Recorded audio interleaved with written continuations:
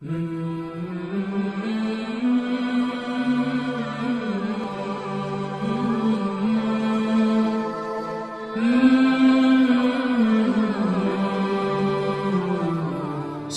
عليكم ورحمة الله وبركاته. وعليكم السلام ورحمة الله وبركاته. نحمده ونصلي على رسوله الكريم. أما بعد فقد قال الله تعالى في شأن حبيبه مخبرا وعامرا وتعظيما وتكريما إن الله وملائكته يصلون على النبي يا أيها الذين آمنوا صلوا عليه وسلموا تسليما اللهم صل على سيدنا محمد وعلى آل سيدنا محمد وبارك وسلم عليه. அல்லாஹ் ஜல்ல ஷானுஹு தஆலா உடைய மாபெரும் கருணை கிருபை அல்லாஹ் நம் அனைவர்களையும் முஸ்லிம்களாகவும் முஃமின்களாகவும் மேலும் எம்பெருமானார் ரசூலே கரீம் முஹம்மது ரசூலுல்லாஹி ஸல்லல்லாஹு அலைஹி வஸல்லம் அன்னாருடைய உம்மத்திலே ஒரு அங்கத்தானாகவும் ஆக்கியருள் புரிந்தான். அந்த அல்லாஹுக்கு எல்லா புகழும். அல்ஹம்துலில்லாஹ் அல்ஹம்துலில்லாஹ் அல்ஹம்துலில்லாஹ். கண்ணியத்திற்கும் சங்கைக்கும் உரிய அல்லாஹ்வின் நல்லடியார்களே, மனிதர்களாக இருக்கின்றவர்கள் அனைவர்களும் ஒரு காலம் குழந்தைகளாக இருந்தவர்கள்,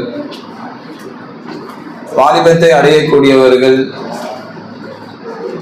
எல்லா மனிதர்களும் ஆரம்ப காலகட்டத்திலே குழந்தைகளாக பிறக்கிறார்கள். பெருமானார் ஸல்லல்லாஹு அலைஹி வஸல்லம் அவர்கள் சொன்னார்கள், இந்த ஹதீஸ் புகாரி ஷரீஃபிலே பதிவு செய்யப்படுகிறது. அபூ ஹுரைரா ரலியல்லாஹு அன்ஹு அவர்கள் ரிவாயத் செய்கிறார்கள், குல்லு மௌலூதின் யூலது அலல் ஃபித்ரா, எல்லா குழந்தைகளும் பிறக்கும் பொழுது இயற்கை மார்க்கமான இஸ்லாத்தில் தான் பிறக்கின்றது. فأبواه يهوداني أو يمجساني أو ينصراني أو كما قال عليه الصلاة والسلام.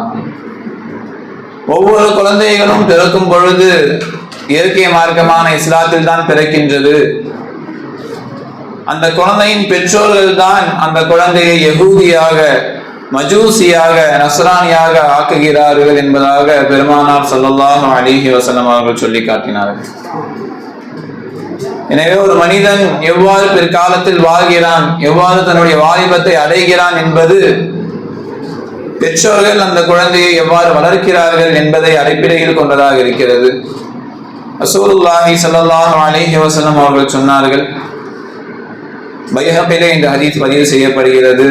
அபூ சயீத் குத்ரி ரலியல்லாஹு அன்ஹு அவர்கள் அறிவிக்கிறார்கள், மன் உரித லஹு வலதுன் ஃபல்யஹ்சின் இஸ்மஹு வ அதபஹு, உங்களில் யாருக்கு குழந்தையை நீங்கள் பெற்றெடுக்கின்றீர்களோ அந்த குழந்தைக்கு அழகான பெயரை வையுங்கள், அந்த குழந்தைக்கு ஒழுக்கத்தை கற்றுக் கொடுங்கள் என்று பெருமானார் ஸல்லல்லாஹு அலைஹி வஸல்லம் அவர்கள் சொன்னார்கள்.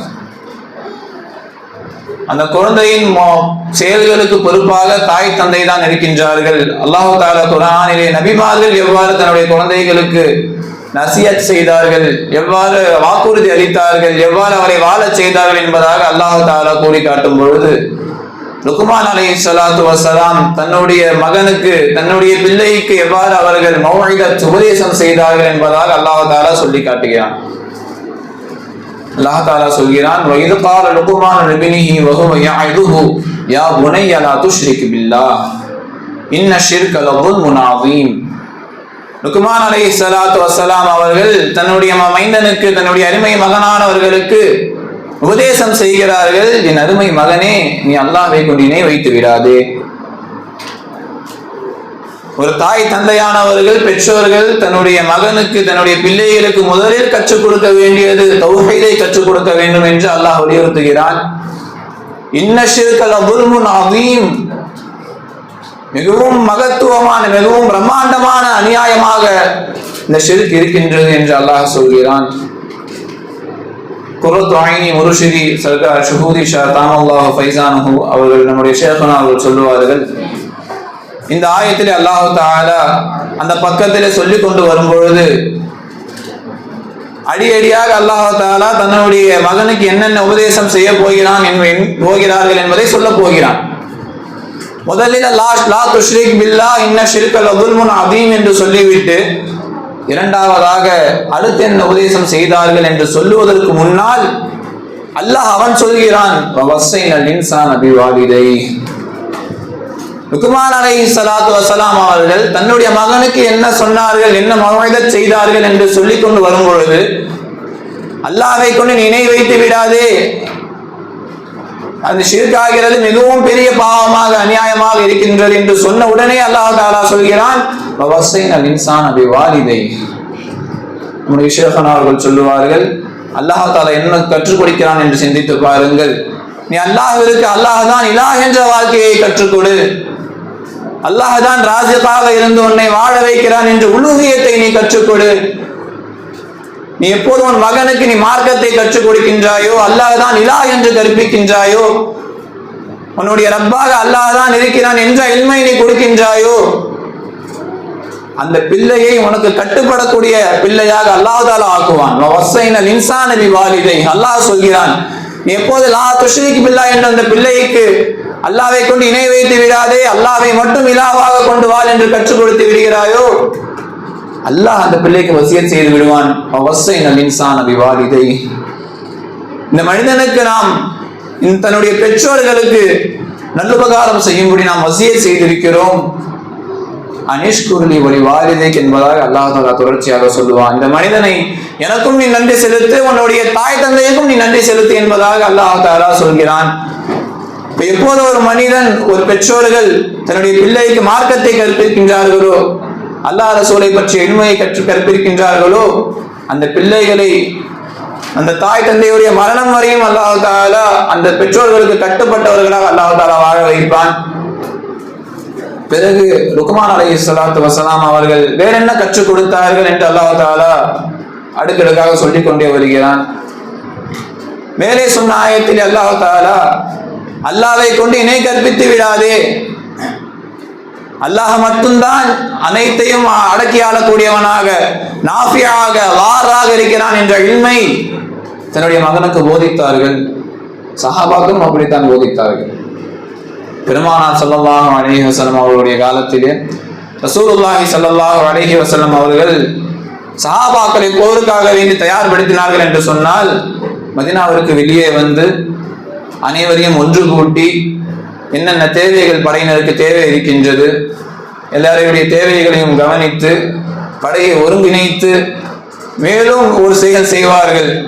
ஆர்வத்தினால் கலந்து கொண்ட சிறுவர்கள் அந்த படையிலே இருந்தால் அவர்களை வீட்டுக்கு அனுப்பி விடுவார்கள்.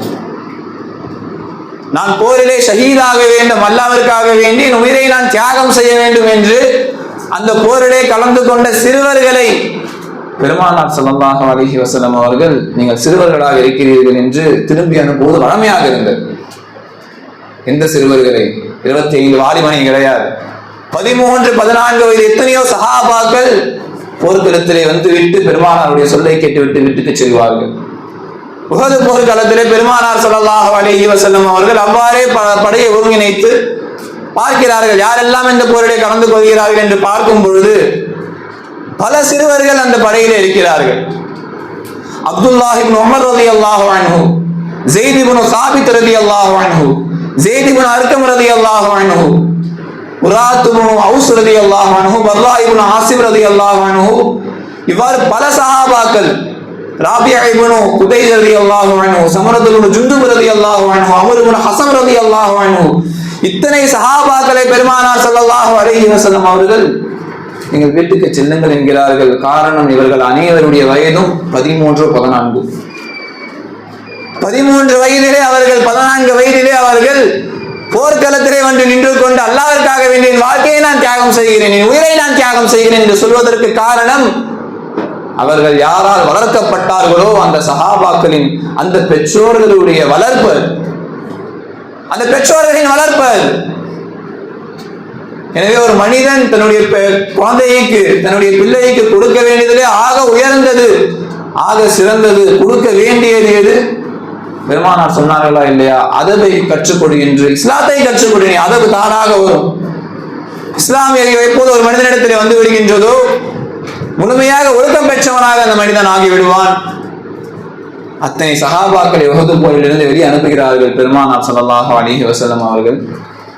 குதைஸ் ரலியல்லாஹு அன்ஹு அவர்கள் பெருமானார் இடத்தில் வருகிறார்கள். இந்தியா ரசூலுல்லாஹ், என்னுடைய மகன் ராபியா ரலியல்லாஹு அன்ஹு அவர்கள் அம்பு எய்வதில் தேர்ச்சி பெற்றவர்கள், அவர்களை நீங்கள் படையில் சேர்த்து கொண்டால் உங்களுக்கு ஒத்தாசையாக இருக்கும் என்பதாக பரிந்துரை செய்கிறார்கள். தந்தை அவர்கள் பெருமானார் இடத்திலே பரிந்துரை செய்கிறார்கள். எதற்காக? மதரசால சேர்த்துக்கோங்கண்ணா, போரில் சேர்த்துக் கொள்ளுங்கள், என் மகன் ஷஹாதத்தை அடைய வேண்டும், போரிலே நீங்கள் சேர்த்துக் கொள்ளுங்கள் என்று வேண்டி உத்தேஜ் ரலியல்லாஹு அன்ஹு தன்னுடைய மகனுக்கு வந்து சிபாரிசு செய்கிறார்கள் பெருமானாரிடத்தில். அங்கு ராபி ரலியல்லாஹு அன்ஹு அவர்களும் நின்று கொண்டிருக்கிறார்கள். நின்று கொண்டு தன்னுடைய நுனிக்கால்களால் தன்னை உயர்த்தி காட்டிக்கொண்டு நிற்கிறார்கள். நானும் உயரமானவன் தான், என்னையும் போல சேர்த்துக்குவாங்க ரசூலுல்லாஹ்னு சொல்லிட்டு தன்னை உயரமானவனாக காட்டிக்கொண்டு அங்கே நின்று கொண்டிருக்கிறார்கள். பெருமானார் அவர்கள் அனுமதி அளித்து விட்டார்கள். இந்த செய்தி சமரத் இப்னு ஜுந்துப் ரலியல்லாஹு அன்ஹு அவர்களும் 13-14 வயதான ஒரு சஹாபி அவர்களுக்கு செல்கிறது. அவர்கள் தன்னுடைய தந்தையிடத்தில் சென்று சொல்கிறார்கள், சினான் என்பவரிடத்தில் சென்று சொல்கிறார்கள், என் தந்தையே, பெருமானார் ஸல்லல்லாஹு அலைஹி வஸல்லம் அவர்கள் ராபியா இப்னு குதைத் ரலியல்லாஹு அன்ஹு அவர்களுக்கு அனுமதி அளித்து விட்டார்கள், எனக்கு அனுமதி அளிக்கவில்லை. அவர்களுக்கு அனுமதி அளித்து விட்டார்கள், எனக்கு அனுமதி அளிக்கவில்லை. நான் அவரை விட பலம் வாய்ந்தவன், அவருக்கும் எனக்கும் சண்டை வைத்தோம் என்று சொன்னால் நான் தான் அவரை வீழ்த்துவேன் என்று தன் தந்தையிடத்திலே சென்று முறையிடுகிறார்கள், கெஞ்சுகிறார்கள், கதறுகிறார்கள். அந்த சஹாபி வந்தார்கள், சமரத் இப்னு ஜுந்துப் ரலியல்லாஹு அன்ஹு அவர்கள் வருகிறார்கள் பெருமானாரிடத்தில். இந்த செய்தி பெருமானாருக்கு தெரிய வருகிறது. அவ்வாறே இருவருக்கும் போட்டி வைக்கப்படுகின்றது, சண்டையிடப்படுகிறார்கள். அவ்வாறே சமரத் இப்னு ஜுந்துப் ரலியல்லாஹு அன்ஹு அவர்கள் ராபியா ரலியல்லாஹு அன்ஹு அவர்களை வீழ்த்தி விடுகிறார்கள். போர்க்களத்திற்கு ஜெயித்தவனாக சண்டையிட்டு போட்டியிட்டு ஜெயித்துவிட்டு போர்க்களத்துக்கு செல்கிறார்கள். இன்றைய வாலிபர்களுடைய நிலை, தொழுகைக்கு அழைத்தால் அந்த தொழுகையை புறக்கணிக்கக்கூடிய இந்த நிலை இருப்பதன் காரணம் என்ன? அந்த சஹாபாக்கள் 14 வயதிலே போர்க்களத்திலே போய் நான் வருகிறேன் என்று துடித்துக் கொண்டிருந்தார்கள். அதன் காரணம் என்ன? இதுதான் பெற்றோர்களின் வளர்ப்பு. ஒரு மனிதன் எவ்வாறு சின்ன வயசிலிருந்தே சிறிய வயதிலிருந்தே பழக்கப்படுகின்றானோ அவ்வாறுதான் அவனுடைய வாழ்க்கை இருக்கும், அவ்வாறுதான் அவனுடைய இயல்பு வாழ்க்கை இருக்கும். எனவேதான் ஒரு மனிதன் நாம் பாவம் செய்தோம் என்று சொன்னால், இன்னும் சில பாவங்கள் எல்லாம் நாம் அதில் ஈடுபட்டோம் என்று சொன்னால், அந்த பாவம் நம்முடைய தாய் தந்தையருக்கும் எழுதப்படும். பொதுவாகவே ஒரு மனிதன் ஒரு பாவத்தை ஒரு இடத்துல உண்டு பண்ணுகிறான், புதிதாக அவன் அந்த பாவத்தை உண்டு பண்ணுகிறான். இதை பார்த்து ஒருவன் அந்த பாவத்தை கற்றுக்கொண்டு அந்த பாவத்தை செய்தான் என்று சொன்னால், யார் அந்த பாவத்தை உண்டு பண்ணினானோ, அதை உருவாக்கினானோ, அவனுக்கு அந்த பாவம் எழுதப்படுவது நம்ம அனைவரும் அறிந்த ஒன்று. இன்று வரை நடக்கப்படுகின்ற எல்லா கொலைகளுடைய பாவம் யாருக்கு எழுதப்படும்? காவலுக்கு எழுதப்படுமா இல்லையா? அதே போன்று வாலிபர்களாக இருக்கக்கூடியவர்கள் சிந்தித்து பார்க்க வேண்டும். நம்முடைய தாய் தந்தையர்கள், பெற்றோர்கள் அறியாமையால் நமக்கு சில பாவங்களை சின்ன வயசிலே சிறிய வயதிலே நமக்கு பழக்கி இருக்கலாம். நாம் இன்று மார்க்க கல்வியை கற்றுக்கொண்டிருக்கிறோம். எந்த ஒரு குழந்தையும் பிறந்தவுடனே தானாக வந்து எனக்கு சினிமாவை காட்டுங்கள், எனக்கு இசையை வைத்து கேட்க வையுங்கள் என்று சொல்வது கிடையாது. எந்த ஒரு குழந்தையும் பிறந்ததிலிருந்து தானாக சென்று கேட்பது கிடையாது. தன்னுடைய தாய் தந்தை இடத்திலே எனக்கு சினிமாவை காட்டுங்கள், எனக்கு டிவியை காட்டுங்கள் என்றோ, எனக்கு இசையை வைத்துக் கொடுங்கள், கேட்பதற்கு இன்பமாக இருக்கிறது என்றோ சொல்வது கிடையாது. அந்த பாவத்தை அந்த குழந்தை இடத்திலே உண்டு பண்ணுபவர்கள் தாய் தந்தையர், பெற்றோர்கள். நாம் வாழ்க்கை முழுவதும் மரணமாக கூடிய நாளாக இருந்தாலும் சரி, நாம் என்றெல்லாம் அந்த பாவத்தை செய்கிறோமோ, ஹராமான இசையை கேட்கின்றோமோ, ஹராமான சினிமாக்களை பார்க்கின்றோமோ, அந்த பாவம் நம் தாய் தந்தைக்கு எழுதப்பட்டே தீரும். அந்த பாவம் தாய் தந்தைக்கு எழுதப்பட்டே தீரும். பெருமாள் ஹதீஸிலே தொடர்ச்சியிலே சொன்னார்கள், அந்த குழந்தைக்கு நீங்கள் திருமணம் முடித்து வையுங்கள் என்று சொன்னார்கள். அந்த குழந்தை உங்களுடைய மகன் அந்த பாலிகாகிவிட்டால் நீங்கள் அந்த குழந்தைக்கு நீங்கள் திருமணம் முடித்து வையுங்கள் என்று சொன்னார்கள். அப்படி திருமணம் முடித்து வைக்கவில்லை என்று சொன்னால் திருமணம் முடித்து வைக்கவில்லை, கால தாமதமாக்குகிறார்கள், இதனால் அவன் ஒரு பாவத்தை செய்தான் என்று சொன்னார். ஒரு வயதிற்கு பின்னால் பெண்ணாசை ஏற்படுவது மனிதனுடைய இயல்பு. அதை உணர்ந்து கொண்டு பெற்றோர்கள் திருமணத்தை சீக்கிரமாக முடிக்காமல் தாமதப்படுத்தினார்கள் என்று சொன்னால், அதன் காரணமாக இவன் சிந்தனை ஹராமின் பக்கம் சென்றால், அந்நிய பெண்களை பார்க்கக்கூடிய இழிவான நிலைக்கு இவன் சென்றான் என்று சொன்னால், இவ்வாறு என்னென்ன பாவங்கள் எல்லாம் இவன் செய்கின்றானோ என்று பெருமானார் ஸல்லல்லாஹு அலைஹி வஸல்லம் அவர்கள் சொன்னார்கள். அவன் செய்யக்கூடிய அனைத்து பாவங்களும் இது போன்று திருமணம் இல்லாததால் அவன் என்னென்ன பாவங்கள் எல்லாம் செய்கின்றானோ அந்த அனைத்து பாவங்களும் அவனுடைய தந்தையின் மீது தான் சென்று சேரும் என்பதாக பெருமானார் ஸல்லல்லாஹு அலைஹி வஸல்லம் அவர்கள் சொன்னார்கள். நாம் சிந்தித்து பார்க்க வேண்டும். நாம் நம்முடைய தாய் தந்தைக்கு, பெற்றோர்களுக்கு, இந்த உலக வாலிபர்கள் சிந்தித்து பார்க்க வேண்டும். நம்முடைய பெற்றோர்களுக்கு நாம் எதை சேர்த்துக் கொண்டிருக்கிறோம்? நன்மைகளை சேர்த்துக் கொண்டிருக்கிறோமா, இந்த பாவங்களை சேர்த்து நாளைக்கு மறுமையிலே இழிவான நிலைக்கு கொண்டு சென்றிருக்கிறோமா என்பதை நாம் சிந்தித்து பார்க்க வேண்டும் என்பார்கள் அன்பானவர்கள். எனவே பேணுதலாக இஸ்லாத்தின் முறைப்படி எந்த குழந்தைகள் எல்லாம் வளர்க்கப்படுகின்றதோ அதே போன்றுதான் இந்த பிள்ளை காலமெல்லாம் எந்தெந்த அமல்களை அந்த பெற்றோர்கள் பழக்கினார்களோ அந்த பிள்ளை மரணம் அடையும் வரை செய்யக்கூடிய அனைத்து அமல்களின் நன்மையும் அந்த பெற்றோர்கள் பெற்றுக் கொள்வார்கள். இந்த பிள்ளை எத்தனை பிள்ளைகளை பெற்றிருக்கின்றதோ அந்த பிள்ளைகளுக்கு எத்தனை நன்மைகளை இது கற்றுக் கொடுக்கின்றதோ, எந்த இஸ்லாத்தை போதிக்கின்றதோ, இவ்வாறு கியாமத் நாள் வரை வரக்கூடிய எல்லா நன்மைகளையும் அந்த தாய் தந்தை அடைந்து கொள்வார்கள். எப்போது நன்மையை பழக்கினால், இஸ்லாத்தை கற்றுக் கொடுத்தால், நல்ல அமல்களை அந்த குழந்தையின் பருவத்திலேயே அந்த குழந்தைக்கு நாம் பழக்கினோம் என்று சொன்னால் இவ்வளவு நன்மைக்கு அவர்கள் சொந்தக்காரர்களாக ஆகுவார்கள். நாளைக்கு மறுமையிலே அவர்கள் தைரியமாக வந்து நிற்கலாம். மறுமையில் பாவத்தை பழக்கினார்கள் என்று சொன்னால் அவர்கள் இவ்வாறு, ஒரு மனிதன் இருக்கிறான், தன்னுடைய பிள்ளைக்கு ஹராமான விஷயங்களை பழக்கி விடுகிறான்.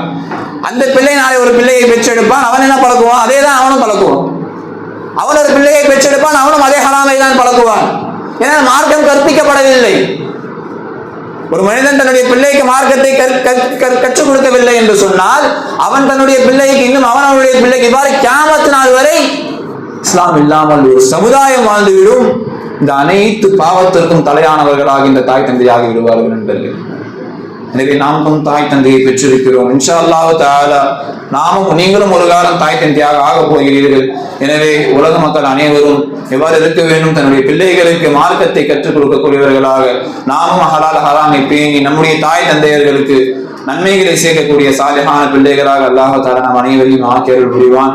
ஆகிர் தஅவானா அல்ஹம்துலில்லாஹி ரப்பில் ஆலமீன். அஸ்ஸலாமு அலைக்கும் வரஹ்மத்துல்லாஹி வபரகாத்துஹு.